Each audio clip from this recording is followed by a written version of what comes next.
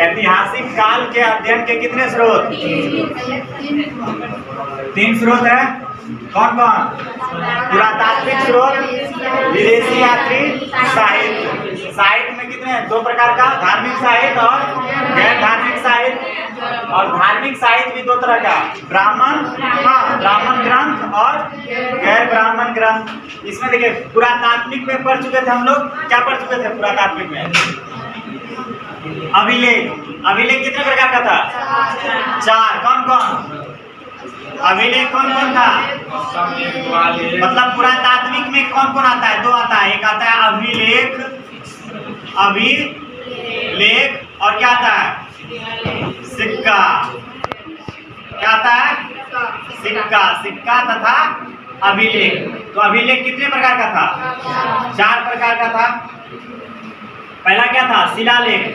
क्या था? शिलालेख। शिलालेख, ठीक है, शिलालेख। उसके बाद स्तंभ लेख। स्तंभ लेख और गुफा लेख। गुफा लेख और भित्ति लेख। भित्ति लेख किसको कहते हैं? दीवार पर जो लिखा जाता है उसको क्या कहते हैं? भित्ति लेख। शिलालेख, स्तंभ लेख, गुफा लेख और भित्ति लेख। हाँ, सबसे ज्यादा किस राजा ने अभिलेख लिखवाया भारत में? अशोक ने। चंद्रगुप्त मौर्य के काल में था वो, मौर्य काल कहा जाएगा उसको। अशोक ने लिखवाया था ना। अभिलेख कितने प्रकार के? 4। शिलालेख, स्तंभ लेख, गुफा लेख, भित्ति लेख। शिलालेख मतलब क्या? पत्थरों पर लिखवा देना क्या कहलाता है? शिलालेख। और पिलर पर ना, बड़ा सा मोटा सा पिलर पर लिखवाना क्या कहलाता है? स्तंभ लेख। और गुफा लेख क्या होता है? हाँ, गुफा में लिखवा देना, गुफा लेख हो गया। दीवार पर लिखवाना भित्ति लेख हो गया। ये तो पढ़ चुके हैं। हाँ, सिक्का के बारे में पढ़ेंगे आज। क्या पढ़ेंगे? सिक्का के बारे में।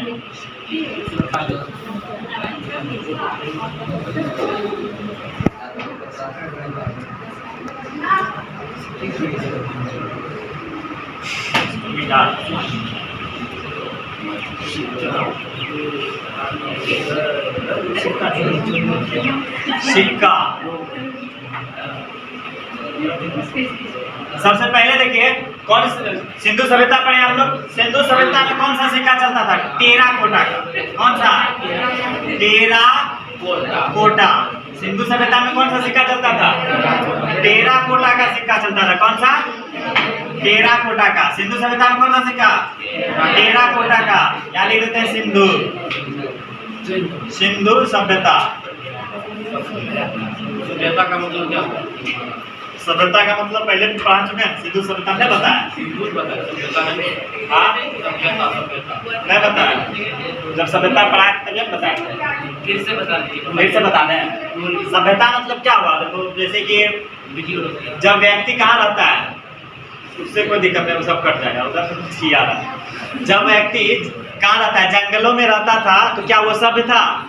नहीं था। मतलब जब व्यक्ति में विकास होने लगता है तो उसी को क्या कहते हैं? व्यक्ति सभ्य होने लगा। सभ्यता मतलब जैसे कि अभी भी हम लोग का क्या है? आधुनिक सभ्यता है या क्या? आधुनिक सभ्यता। सिंधु सभ्यता मतलब देखिए जिस जगह का रहता है ना, तो एक एरिया का जो वेशभूषा होता है अलग होता है। एक जगह का रहने का, जैसे राजस्थान का कपड़ा, पहनावा, ओढ़ावा, भाषा सब क्या अलग है। तो वहाँ राजस्थानी सभ्यता कह सकते हैं। अभी भी वहाँ की सभ्यता क्या है? अलग है, राजस्थानी सभ्यता। जैसे पश्चिम बंगाल का है तो पश्चिम बंगाल का सभ्यता अलग, वहाँ का भाषा अलग है, कपड़ा भी थोड़ा अलग है, वहाँ का खाना भी अलग है ना, मछली चावल फेमस है। ये सभ्यता हो गया। अब देखो टेराकोटा की सभ्यता। टेराकोटा का सिक्का कब चल रहा था? टेराकोटा का सिक्का कब चलता था? अभी पुराने सिक्का, तो सिक्का से संबंधित सवाल पूछिए, ठीक है। टेराकोटा का कब चल रहा था सिक्का? सिंधु सभ्यता में। उसके बाद देखिए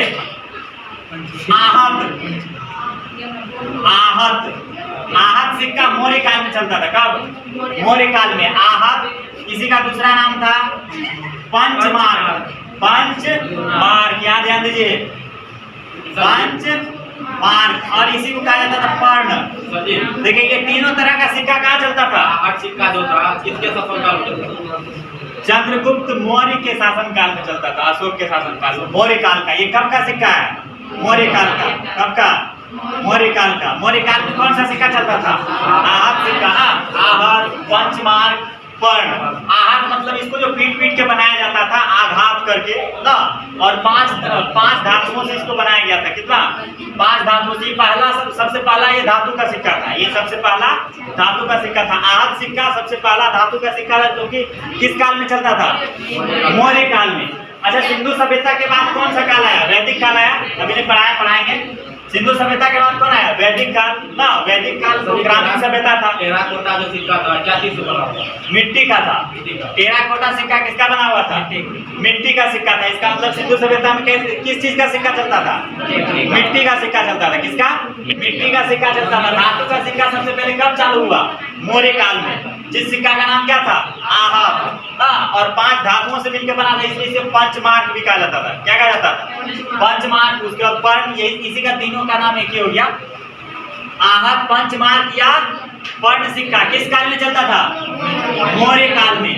मौर्य काल में। उसके बाद देखिए सोने का सिक्का। सोने का सिक्का यूनानियों ने शुरू किया था। कौन? सोने का सिक्का। उससे पहले शीशा का। सोने का सिक्का उससे पहले क्या? शीशा का बना रे। शीशा का। शीशा का सिक्का किस समय में था? सातवाहन काल में। शीशा का सिक्का सातवाहन काल में। सातवाहन काल में चलता था। सिर्फ काल का नाम याद रखो। राजा उतना जब पढ़ाएंगे सातवाहन काल बताएंगे तब वहां बता देंगे कौन सा राजा चालू किया था। समझे? शीशा का सिक्का कब चलता था? सातवाहन काल में चलता था शीशा का सिक्का। उसके बाद है सोने का सिक्का। सोने का सिक्का। सोने का सिक्का कब चलता था? यूनानियों ने शुरू किया था इसको। कौन? यूनानियों ने। यूनानी शासक ने कौन सा सिक्का प्रारंभ किया था? सोने का सिक्का। उससे पहले धातु का सिक्का था केवल। सोने का सिक्का सबसे पहले यूनानियों ने प्रारंभ किया था। मतलब भारत में यूनानी शासक जो आया था उसी को कहा जाता था इंडो यूनानी कहा जाता है। इंडो ग्रीक कहा जाता था। इंडो ग्रीक कहा जाता है। यूनान को क्या कहा जाता है? ग्रीक कहा जाता है। इंडो ग्रीक कहा जाता था उसको। सोने का सिक्का। उसके बाद देखिए शुद्ध सोने का सिक्का। शुद्ध सोने का सिक्का। शुद्ध सोने का सिक्का कुषाण ने शुरू किया था। कुषाण काल में चलता था। कौन सा काल में? कुषाण काल में। कुषाण काल का सबसे महत्वपूर्ण शासक कौन था? बताओ आप लोग। कनिष्क। कौन था? कनिष्क। कुषाण काल में। कुषाण काल में कौन सा सिक्का चलता था? शुद्ध सोने का। शुद्ध सोने का सिक्का किस काल में चलता था? कुषाण काल में। और मिट्टी का टेराकोटा का सिक्का किस काल में? मिट्टी का टेराकोटा का सिक्का सिंधु सभ्यता में। उसके बाद आहत सिक्का किस काल का है? मौर्य काल का ना। आहत सिक्का किस काल का है? मौर्य काल का। शीशे का सिक्का कब चलता था? सातवाहन काल में। और सोने का सिक्का यूनानियों ने शुरू किया था। यूनानियों ने चलाया था सोने का सिक्का। उसके बाद देखिए अशुद्ध सोने का सिक्का। अशुद्ध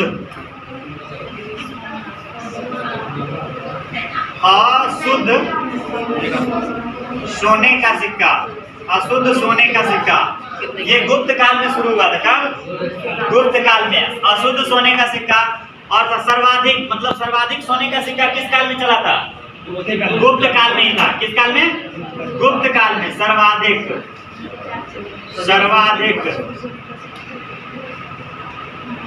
सर्वाधिक सोने का सिक्का किस काल में चला था? गुप्त काल में।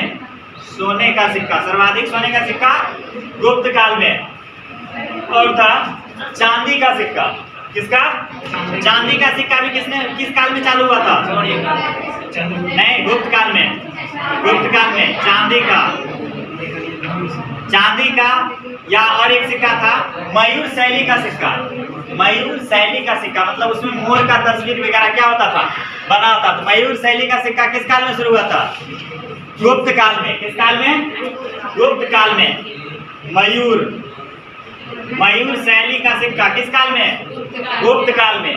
और देखिए कौड़ी का नाम सुना है? कौड़ी भी चलता था। किस काल में? गुप्त काल में ही चलता था। कौड़ी गुप्त काल में चलता था। ये सब सिक्का किस काल का था? गुप्त काल का। कब का? गुप्त काल का। कौड़ी जो था ना, मतलब कौड़ी जब फूट जाता था तो वो नहीं चलता था, उसका वैल्यू खत्म हो जाता था। इसीलिए लोग कहता क्या, फूटी कौड़ी नहीं देंगे, फूटी कौड़ी नहीं देंगे। फूटी कौड़ी अगर दे भी देगा तो वो किसी काम का नहीं होगा, क्योंकि फूटी कौड़ी नहीं चलता था। फूट जाता था अगर कौड़ी तो नहीं चलता था। जैसे मान लो समोसा खरीदना है, 2 को कौड़ी दे दो, दे देगा समोसा ना। चावल लेना है तो 10 को कौड़ी दे दो। उसी तरह कौड़ी चलता था। कब, किस काल में? गुप्त काल में कौड़ी चलता था ना। कौड़ी देखने में आपको कैसा होता है? कौड़ी मतलब छोटा सा शंख की तरह होता है, बीच में बटा हुआ रहता है। कहिए शुद्ध सोना है, वो असली सोना है। कौन? एक शुद्ध है ना, एक अशुद्ध है। नहीं, देखो पहले शुद्ध सोने का सिक्का चलता था कुषाण काल में, लेकिन जब जनसंख्या अधिक बढ़ गया, अधिक सिक्के का उपयोग होने लगा, तो उसी में मिलावट करने लगा और धातु सबको मिला दिया, क्या हो गया? वो कौन सोना है? अशुद्ध सोना हो गया। कौन? ये सोना, और उसके बाद शुद्ध सोना है ना। शुद्ध मतलब ये सोना जो मतलब पहले का सोना था, उतना ये प्रचलित नहीं रहा, उतना प्रचलित नहीं रहा ये सोना था। उसके बाद शुद्ध सोना हो गया। अशुद्ध सोना मतलब इसमें अधिक मिलावट हो गया। इसमें क्या हुआ? अधिक मिलावट हुआ। ऐसे भी सोना में मिलावट करना ही पड़ता है, अगर मिलावट नहीं करेगा तो क्या होता है? बहुत कमजोर होता है। सोना में मिलावट किया जाता है धातु का, समझे? सोने का सिक्का किस काल में, किसने प्रारंभ किया? सबसे पहले यूनानियों ने। किसने प्रारंभ किया था? यूनानियों ने। शुद्ध सोने का सिक्का किसने चलाया था? कुषाण काल में चला था ना, कुषाण काल में चला था। उसके बाद अशुद्ध सोना, सर्वाधिक सोना, चांदी का सिक्का, मयूर शैली का सिक्का, कौड़ी किस काल में चलता था? गुप्त काल में ना, गुप्त काल में। उसके बाद देखिए हम लोग का अभी क्या चल रहा है? मयूर शैली का सिक्का था, क्या दिन बना? मयूर शैली का सिक्का जो था ये भी चांदी का ही था। इसमें मयूर था, मोर का मतलब तस्वीर होता था मोर का, इसीलिए इसको क्या कहा गया? मयूर शैली का सिक्का। अब देखिए रुपया जो हम लोग का चलता है, रुपया सबसे पहले शेरशाह सूरी ने प्रारंभ किया था। किसने? शेरशाह सूरी ने। रुपया, रुपया, रुपया सबसे पहले किसने? रुपया सिक्का होता है कि नहीं? अभी भी चलता है, अभी भी है। तो रुपया जो सबसे पहले किसने चालू किया था? शेरशाह सूरी ने। शेरशाह सूरी कहाँ का था? बिहारी ही था। कहाँ का शासक था? बिहारी था, बिहारी था। और ये देखिए रुपया जो होता था ना, ये किसका होता था? चांदी का होता था। उस समय का रुपया किसका होता था? चांदी का होता था। किसका? चांदी का। चांदी का रुपया होता था। और मतलब ये जो है मीडियम क्वालिटी के लोगों के लिए था रुपया, समझे? और जो गरीब लोग था उसके लिए क्या था? दाम चलता था, दाम। सिक्का का ही नाम है क्या? दाम, जो कि तांबे का सिक्का था। तांबे के सिक्का को क्या कहा जाता था? दाम कहा जाता था। क्या कहा जाता था? दाम। तांबे के सिक्का को क्या कहा जाता था? दाम। और एक था सोने का सिक्का। ये तीनों चलाया था कौन? सोने का सिक्का था जिसको असरफी कहते हैं। क्या कहते हैं? असरफी। सोने के सिक्का को क्या कहते थे? असरफी। असरफी। ये तीनों कौन चलाया था? ये सोने का सिक्का था। तीनों चलाया था कौन? शेरशाह सूरी। कौन? शेरशाह सूरी। सूरी होता है, सूरी नहीं होता है। शेरशाह सूरी। देखो रुपया किसका था? चांदी का। दाम किसका था? तांबे का सिक्का था। और असरफी क्या था? सोने का सिक्का था। गाना सुना है? तेरी झलक असरफी। उसमें क्या मतलब? सोने के समान हुआ। हाँ, सोने के समान हुआ। सोने का सिक्का था ये ना, सबसे महंगा सिक्का। देखो मतलब जो अमीर व्यक्ति था उसके लिए कौन सा सिक्का था? सोने का सिक्का था, असरफी। और मीडियम लोगों के लिए क्या था? चांदी का सिक्का था। चांदी का सिक्का था जिसको रुपया कहा जाता था। चांदी का सिक्का क्या कहते थे? रुपया। और जो दाम था वो तांबे का सिक्का था। क्या था? तांबे का सिक्का था ना। ये किस समय चलता था? शेरशाह सूरी ने सब इसका प्रारंभ किया था। किसने किया था प्रारंभ? शेरशाह सूरी ने। रहने दो, शेरशाह सूरी ने। इसमें देखो दाम जो है अभी तक ये प्रचलित है। दाम शब्द जो कहाँ से आया? यहीं से आया। जैसे देखो तांबे का 2 सिक्का दे देगा, तांबे का 2 सिक्का दे के कोई वस्तु ले लेगा तो उस वस्तु का दाम कितना हो गया ना? उस वस्तु का दाम कितना हो गया? 2 दाम हो गया ना, 2। और उसी को रुपया का 2 रुपया अभी भी चल जाता है। क्या? रुपया तो अभी भी चलता है, लेकिन दाम जैसे कि किसी वस्तु का जाके क्या पूछते हैं? इसका दाम कितना है? इसका दाम कितना? लेकिन दाम अभी क्या हो चुका है? बंद हो चुका है ना। दाम क्या था? सिक्का था। दाम क्या था? सिक्का था। जैसे देखो 4 तांबे का सिक्का दे देगा तो क्या देगा तुमको? 1 किलो चावल दे देगा। 4 तांबे का सिक्का देगा क्या देगा? 1 किलो चावल दे देगा। 1 किलो चावल का दाम कितना हो गया? 4 हो गया ना। 4 सिक्का, 1 किलो चावल का दाम कितना हो गया? 4 सिक्का, तो वही हो गया दाम। अभी पूछता है लोग इस वस्तु का दाम कितना है, इस वस्तु का दाम कितना है, इसको देखो अभी याद करो। तो शुद्ध सोने का सिक्का किसने चलाया था सबसे पहले? किस काल में?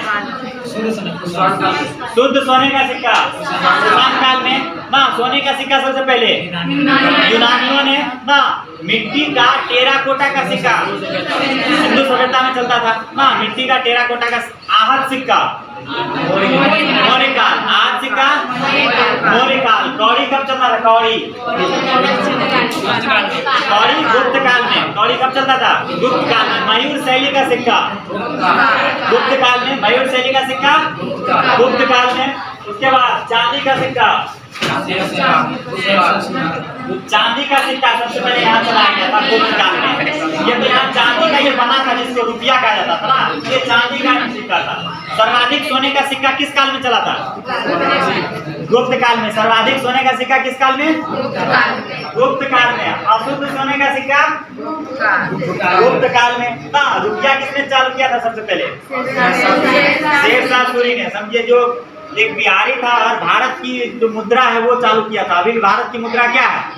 रुपया है। वो इतिहास से ही लिया गया समझो। अभी भारत की मुद्रा क्या है? रुपया। जबकि बांग्लादेश की मुद्रा क्या है? टाका है। बांग्लादेश की मुद्रा क्या है? टाका है। वहाँ कहेगा कैसे टका। हाँ कैसे टका। कोई वस्तु पूछेगा क्या कहेगा? कैसे टका दिए? क्या 5 टका 2 टका। और बंगाल से बगल में कौन है? पश्चिम बंगाल। और उसके बगल में हम लोग का क्या है? कटिहार है। कटिहार भागलपुर। यहाँ भी टका प्रचलित है कि नहीं? बोलता है टका नहीं बोल देता यहाँ भी 2 टका 3 टका। हाँ तो टका है कि रुपया हम लोग का? हाँ रुपया है। क्या है? रुपया है। शीशे का सिक्का किस काल में चलता था? शीशे का सिक्का सातवाहन काल में ना। शीशे का सिक्का सातवाहन काल में चलता था। चांदी का सिक्का गुप्त काल में। मयूर शैली का सिक्का गुप्त काल में। हाँ सोने का सिक्का यूनानियों ने चलाया था ना। यूनानियों ने। टेराकोटा का मिट्टी का सिक्का कौन था? इतिहास का जनक। हाँ इतिहास के कौन थे? जनक थे। हेरोडोटस ने एक पुस्तक लिखा था जिसका पुस्तक का नाम है हिस्टोरिका। क्या नाम है? हिस्टोरिका। हिस्टोरिका। हेरोडोटस के पुस्तक का नाम हिस्टोरिका। ये भी एक विदेशी यात्री थे। कौन? हेरोडोटस। हेरोडोटस के पुस्तक का नाम हिस्टोरिका। और एक था प्लिनी। कौन था? प्लिनी। इसने लिखा था natural Historica. Natural Historica. Natural Historica.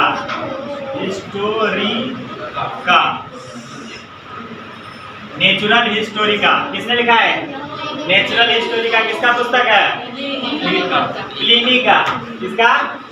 Pliny का।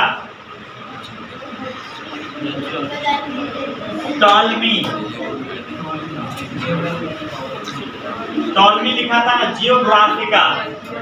जियोग्राफिका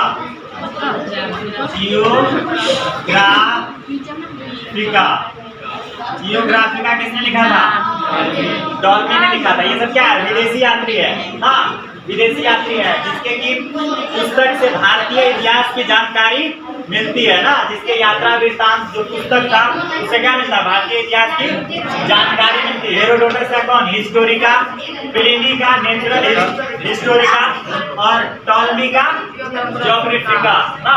जियोग्राफिका। ये टॉलमी ही ऐसा व्यक्ति था जो सबसे पहले बोला था कि पृथ्वी सूर्य का चक्कर नहीं लगाता है, सूर्य पृथ्वी का चक्कर लगाता है। हाँ गलती बोल दिया था। ये क्या बोला था? ये कहा था कि सूर्य जो है ना, सूर्य ही पृथ्वी का क्या कर लगाता है? चक्कर लगाता है। इसीलिए इधर से उठता है, इधर आके डूब जाता है। पृथ्वी का चक्कर कौन लगाता है? सूर्य। जो कि सिद्धांत क्या हुआ? गलत हो गया। हाँ उसके बाद है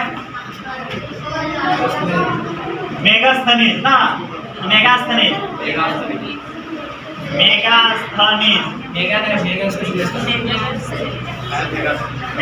होता है। मेगास्थनीज किसने क्या लिखा था ये? इंडिका। इंडिका। मेगास्थनीज क्या लिखा था? इंडिका। मेगास्थनीज क्या था? विदेशी यात्री के रूप में क्या था? राजदूत था ना, विदेशी यात्री था लेकिन क्या था? राजदूत था। किसके दरबार में आया था मेगास्थनीज? चंद्रगुप्त मौर्य के दरबार में। किसके दरबार में? चंद्रगुप्त मौर्य के दरबार में। अलाउद्दीन ने क्या लिखा था? किताब उल हिंद। अब्दुल रज्जाक का नाम क्या था? अब्दुल रज्जाक। अब्दुल रज्जाक।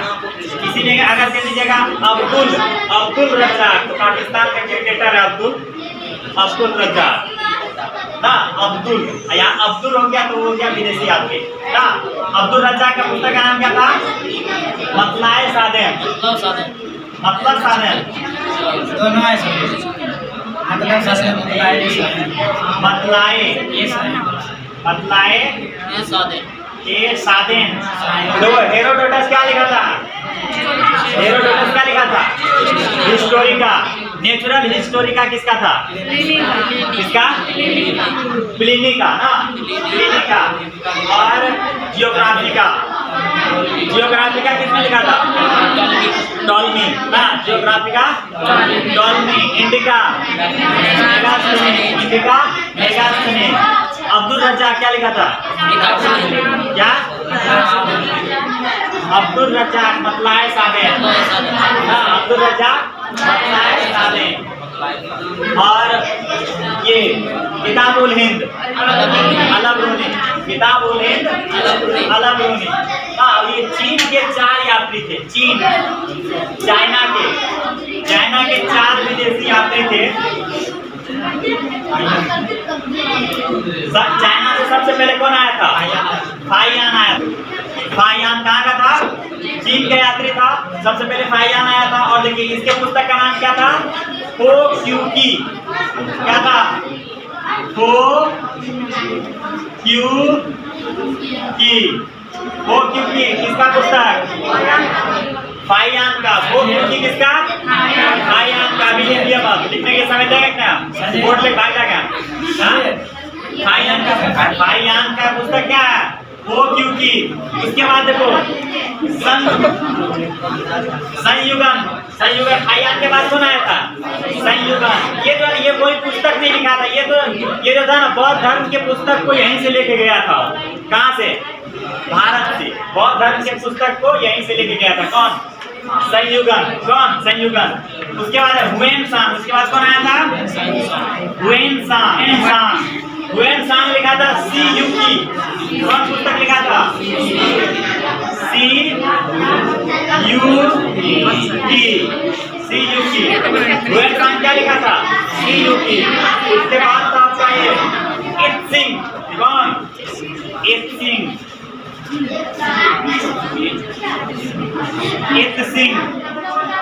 इत्सिंग भी जो है ना कोई पुस्तक नहीं लिखा था। ये यहीं से ले गया था। ये भी पुस्तक कहाँ से ले गया था? यहीं से ले गया था। ये जानते हैं त्रिपिटक जो है ना, त्रिपिटक बौद्ध धर्म का किताब, उसका 400 फोटोकॉपी ले गया था यहाँ से। कितना? 400 फोटोकॉपी करवा के ले गया था। पहले फोटोकॉपी मशीन थोड़े था, हाथ से 3-4 लोग एकदम लिखने वाला सबको रखता था, इससे फोटोकॉपी हो जाता था।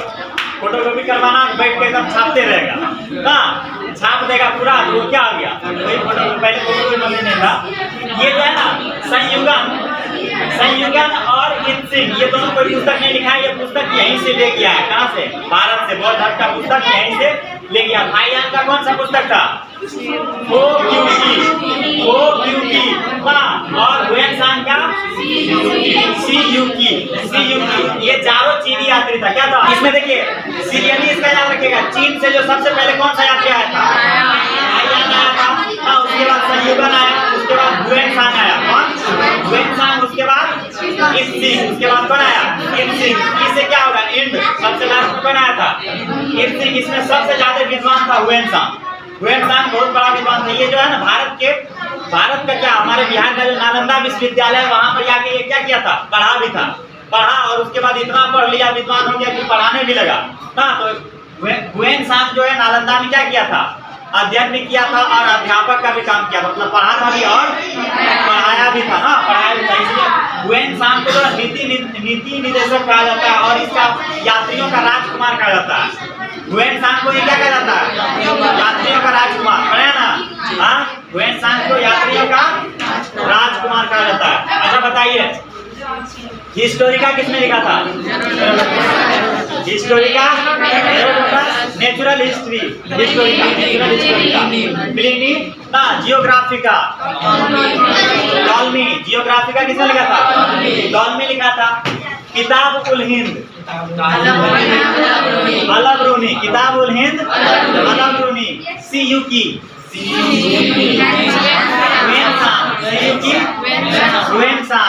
इत्सिंग कहाँ का यात्री था? चीन का था। संयुगम कहाँ का यात्री था? चीन का था। हाँ, उसके बाद रेहला किसने लिखा था? रेहला, किताब उल रेहला। इब्न बतूता कहाँ का यात्री था? मोरक्को का था। कहाँ का था? मोरक्को का। इब्न बतूता, इब्न बतूता क्या लिखा था?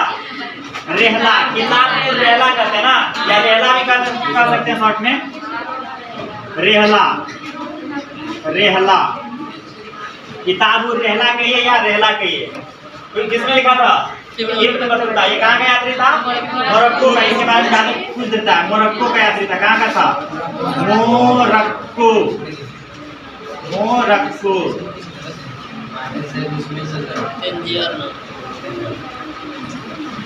मोरक्को का यात्री था।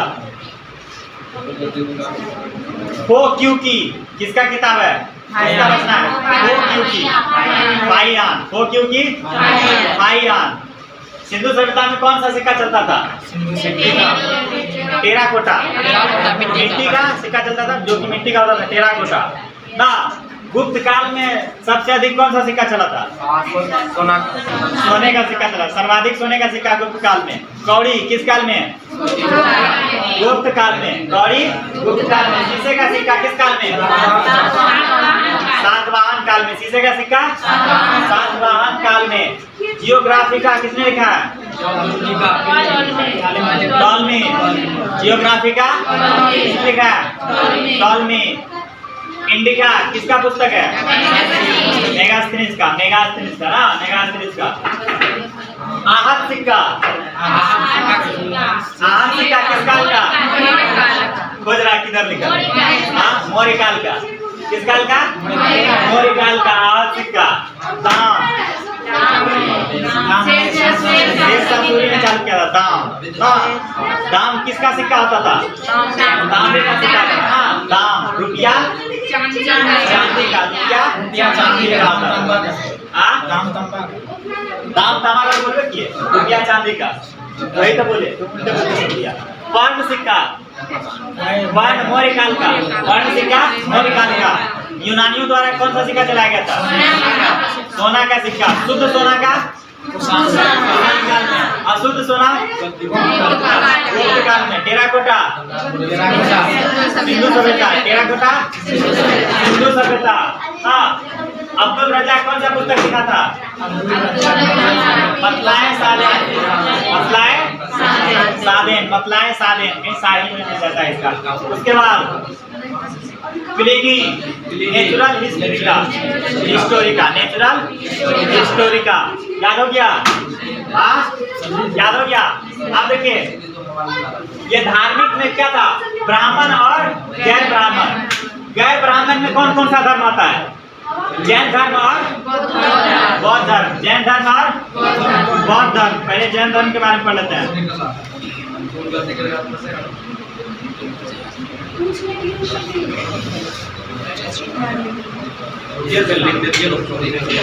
अच्छा, लिखिएगा बाद में, लिखने का समय देंगे। जैन धर्म किसके अंतर्गत आता है? जैन धर्म। देखिए, जैन धर्म का प्रमुख साहित्यिक स्रोत कौन कौन सा था? जैन धर्म का, जैन धर्म का था, लिखेगा नहीं अभी। देखिए, जैन धर्म का आपका आगम। जैन धर्म का सबसे मतलब प्रमुख ग्रंथ कौन सा है? आगम। जिस तरह के हम लोग का हिंदू धर्म का क्या है? रामायण है, महाभारत है। और मुस्लिम धर्म का कौन सा है? कुरान ना, कुरान होता है। उसी तरह जैन धर्म में क्या होता है? आगम। जैन धर्म के ग्रंथ का जो रचना किया गया था किस भाषा में? पाली। किस भाषा में? जैन धर्म के ग्रंथ का रचना किस भाषा में? पाली था, प्राकृत था, प्राकृत भाषा में था ना, प्राकृत भाषा और पाली भाषा में कठिन कौन होता है? प्राकृत भाषा कठिन होता है, पाली भाषा क्या होता है? आसान होता है ना। आगम हो गया। इसमें और है देखिए 12 अंग, 12 अंग। जैन धर्म के पुस्तक का नाम है 12 अंग, 12 उपांग, 12 उपांग, 12 उपांग, 14 पूर्वा, 14 पूर्वा, 14 पूर्वा। ये जैन धर्म का पुस्तक है। और देखिए और कौन कौन था? 15 पूर्वा। जैन धर्म का 14-15 नहीं होगा। देखो और इसमें था भगवती सूत्र, भगवती सूत्र, भगवती सूत्र, कल्प सूत्र, कल्प सूत्र, भगवती सूत्र, कल्प सूत्र, आचारांग सूत्र, हाँ आचारांग सूत्र, आचारांग सूत्र। जितना सूत्र होगा सब जैन धर्म का होगा। जितना सूत्र वाला पुस्तक होगा किसमें होगा? जैन धर्म का। जैन धर्म का बोलिए कौन कौन सा पुस्तक है? आगम, 12 अंग, 12 उपांग, 14 पूर्वा, भगवती सूत्र, कल्प सूत्र, आचारांग सूत्र, हाँ सब सूत्र इसी में, सब सूत्र इसी में ना। आगम जैन धर्म का सबसे प्रमुख ग्रंथ आगम। जैन धर्म का सबसे प्रमुख ग्रंथ आगम। और कौन? 12 अंग, 12 उपांग, 14 पूर्वा। अंग वाला है तीनों, 12 अंग, 12 उपांग, 14 पूर्वा, भगवती सूत्र, कल्प सूत्र और आचारांग सूत्र, हाँ सब सूत्र। भगवती सूत्र, कल्प सूत्र, आचारांग सूत्र, हाँ सब सूत्र बोले, सब सूत्र। क्षेत्र नीति का सूत्र। अब देखिए बौद्ध धर्म। बौद्ध तो आप लोग पढ़े, दोनों पढ़वे किए हैं। बौद्ध धर्म, बौद्ध धर्म के जो प्रमुख पुस्तक थे, बौद्ध धर्म का सबसे पवित्र पुस्तक कहा जाता है किसको? त्रिपिटक को। किसको कहा जाता है? त्रिपिटक को सबसे पवित्र और सबसे प्रमुख पुस्तक है त्रिपिटक। त्रिपिटक में मतलब क्या क्या आता है? 3 पुस्तक होता है ना, 3 पुस्तक होता है इसमें।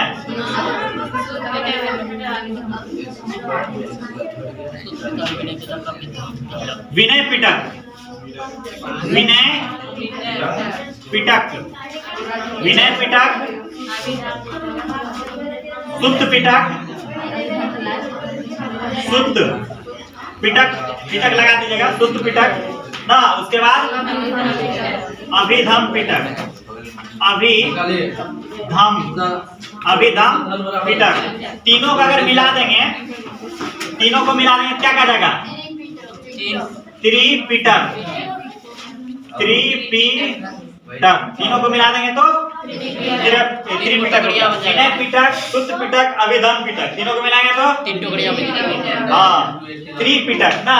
बौद्ध धर्म का सबसे पवित्र पुस्तक कौन सा है? त्रिपिटक। देखिए विनय पिटक में जो है ना बौद्ध धर्म के प्रवेश का चर्चा किया गया। विनय पिटक में क्या है? विनय मतलब कहीं पर आप किसी के यहाँ प्रवेश कीजिएगा तो विनती से ही न जाइएगा, मतलब विनती जाते के साथ प्रणाम वगैरह करता है तो विनय पिटक। विनय पिटक में क्या है? बौद्ध धर्म में प्रवेश की चर्चा है। सुत्त पिटक जो है ना बौद्ध धर्म का सबसे बड़ा पुस्तक है। बौद्ध धर्म का सबसे बड़ा पुस्तक कौन? ये तीनों में से सबसे बड़ा कौन है? सुत्त पिटक है। तीनों में से सबसे बड़ा सुत्त पिटक है। और अभिधम पिटक में जो है महात्मा बुद्ध के दार्शनिक का चर्चा किया गया, दर्शनों का, दर्शन शास्त्र का चर्चा किया गया। महात्मा बुद्ध मतलब जो जो बताएं, जो उपदेश दिए सारा इसके किसमें चर्चा किया गया? अभिधम पिटक में। सबसे बाद में अभिधम का चर्चा, सबसे बाद में जो है अभिधम का रचना हुआ था। सबसे बाद में किसका रचना हुआ था? अभिधम का रचना हुआ था। और सुत्त पिटक को जो है ना बौद्ध धर्म का इनसाइक्लोपीडिया कहा जाता है।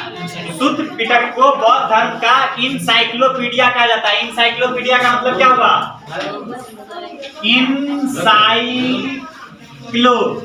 इंसाइक्लोपीडिया।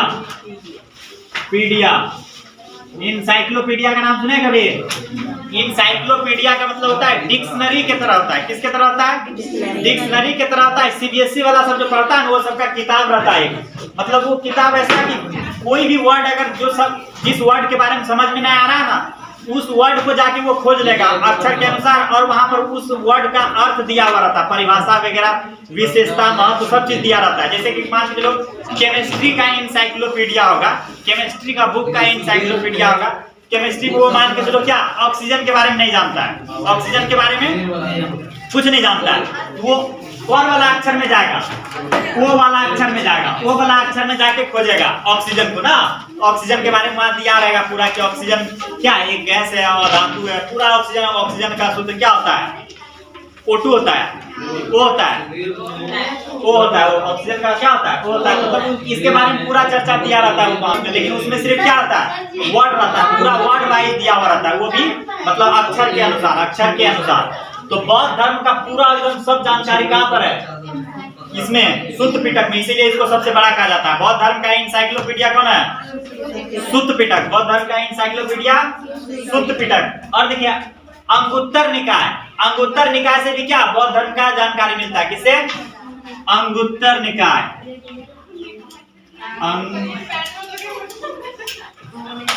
अंगुत्तर निकाय, अंगुत्तर निकाय में ही कितने महाजन पद थे जो पढ़े थे हम लोग? कितने महाजन पद थे? 16 महाजन पद। 16 महाजन पदों का चर्चा किसमें किया गया है? अंगुत्तर निकाय में ही किया गया। 16 महाजन पदों का चर्चा किसमें किया गया? अंगुत्तर निकाय में किया गया। और बौद्ध धर्म की जानकारी मिलती है किससे? अंगुत्तर निकाय से। बौद्ध धर्म की जानकारी किससे मिलती है? अंगुत्तर निकाय से।